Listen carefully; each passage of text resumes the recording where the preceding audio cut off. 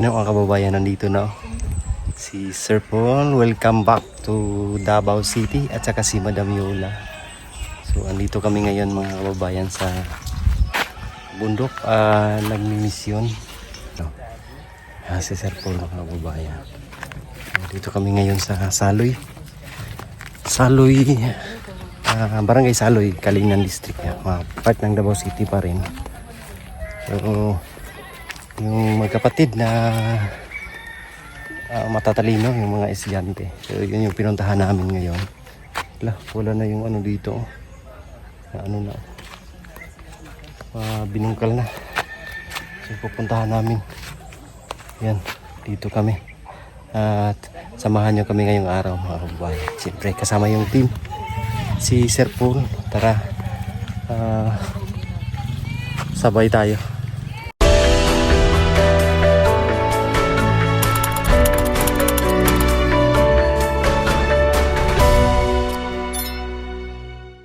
Yan o, nandito na ang team Pugong Biyahero. Nandito kami ngayon sa mga kababayan. Isang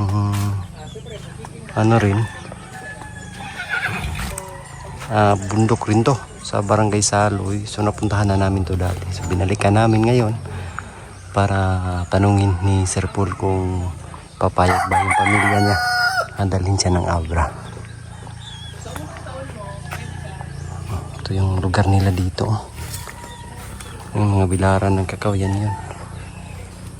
Tapos ito, mga alaga pala ito ni Dali, mga babayan, mga manok na pang lechon.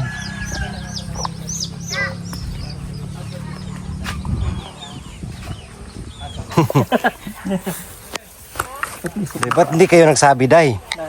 Na mag-uniform pala ngayon? Oo nga. Hindi kayo nagsabi. Ako tuloy yung walang uniform. Pero meron ako ID. Anong ID mo? Identification. Ha? Meron. Wag mo lang tingnan. Slim. Day, andyan na sila, Day. Andyan na, oh. Ayan, bukas pupunta kami kina Ider. Ayan oras bukas. Araw? 5, 6. Araw ng labanan. Oo, araw ng labanan. Webes? Webes. Friday sa Agusan Tanaw. So, Friday sa Agusan? Or sa... oo. Sa Friday, kaya na dito tayo.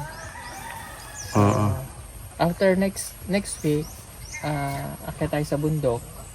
Ano bundok yung akitin mo, Tapo? Tralala. So, akit tayo sa bundok kay itong mga libro na dala natin. Oo. Kaya po isang bundok sa Lumaya?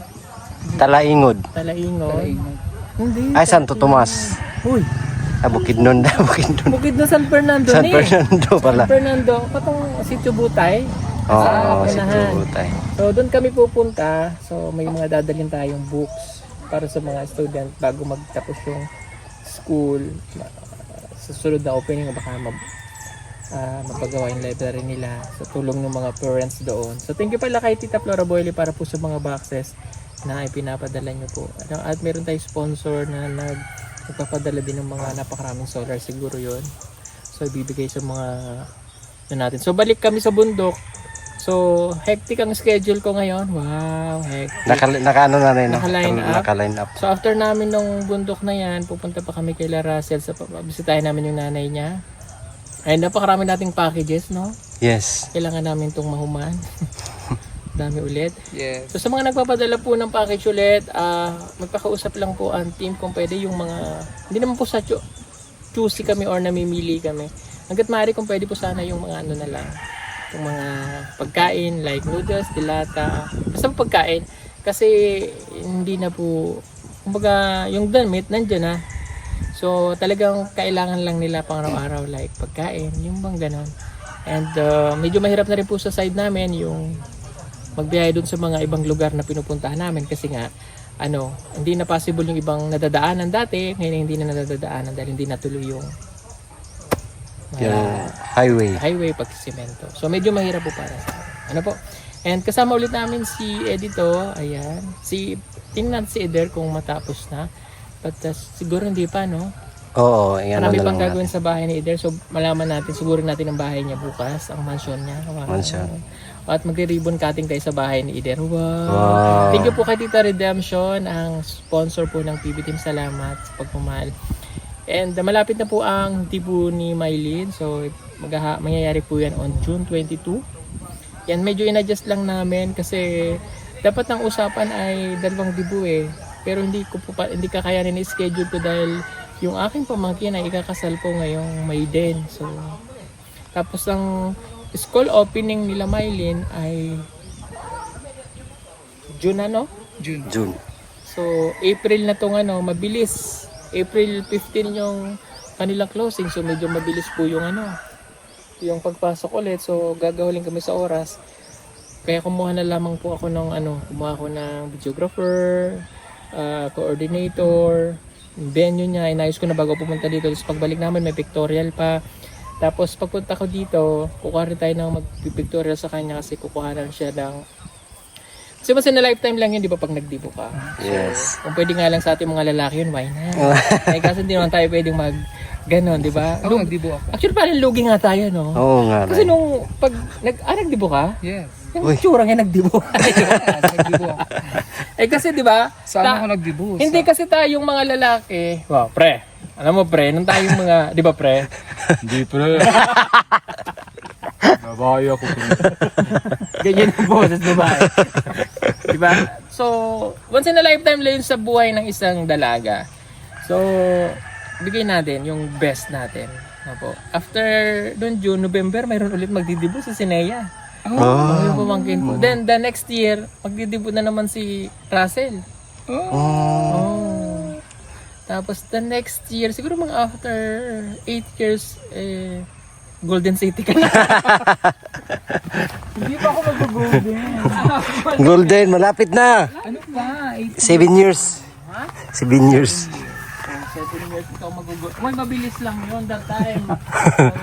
Sporty. Kasi ngayon po ay ako, aminado ako sa sarili kong edad at I am 40 na. So pag quarantahin ka na, so medyo, alam mo, mag-ingat ka talaga sa health mo.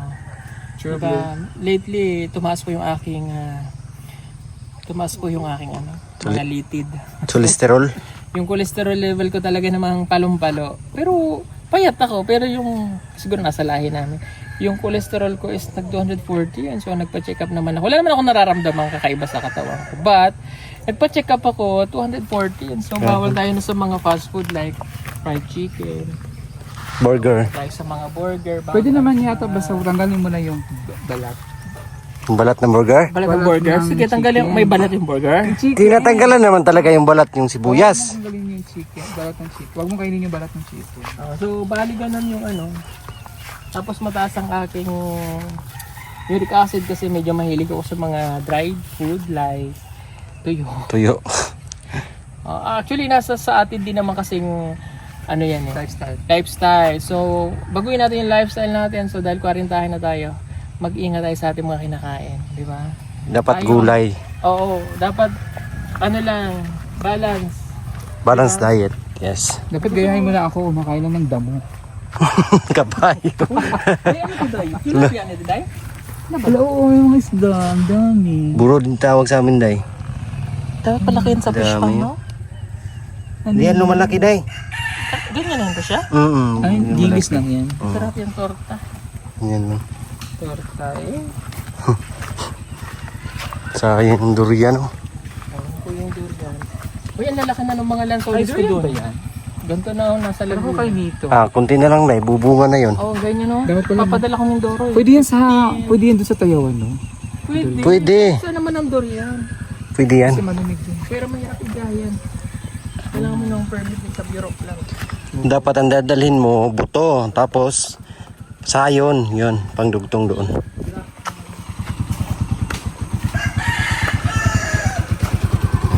May tawag siya. Sino? Yung love ng Lah.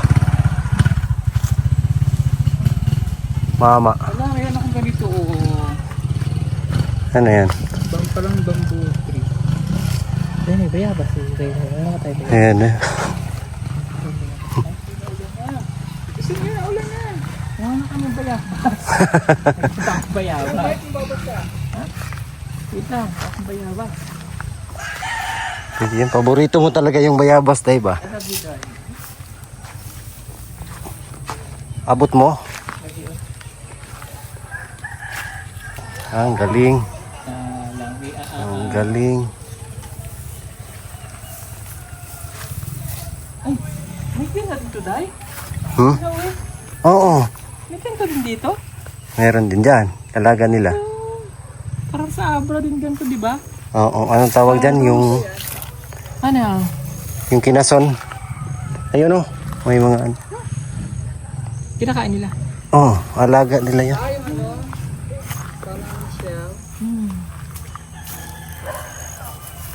Ito, bangin na yan dyan.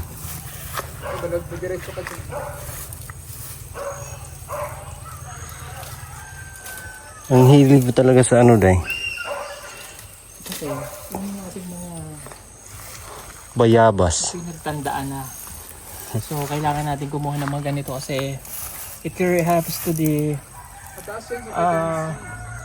Vitamin C. to immune your system. Pampalakas ng immune system. Bayabas. Sayang ito yun. Oo, ay, sira na yan, Day. Bulok na yan. Kaya nga. Doon sa Abra noon, daming ganyan. Oo, sa mga palayan, no? Doon yung pinuntahan natin.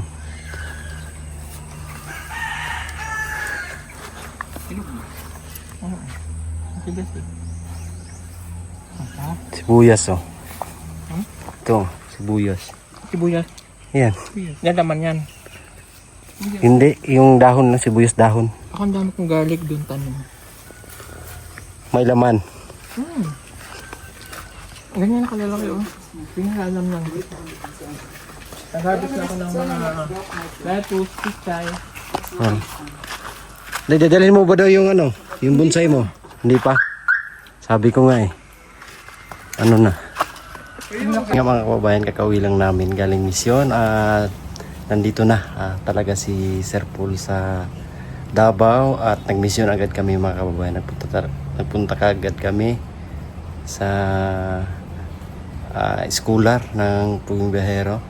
So abangan nyo po ang aming pag-aakyat bundok mga kababayan. Pupunta po kami ng Agusan, pupunta po kami ng Bukidnon sa San Fernando. Yan, abangan nyo po ang kaganapan sa Puging Biyahero. Naway patuloy nyo kaming suportahan at laging panoorin yung mga videos na ina-upload ng team. Maraming salamat po sa inyong lahat. God bless po. We love you all. Bye-bye.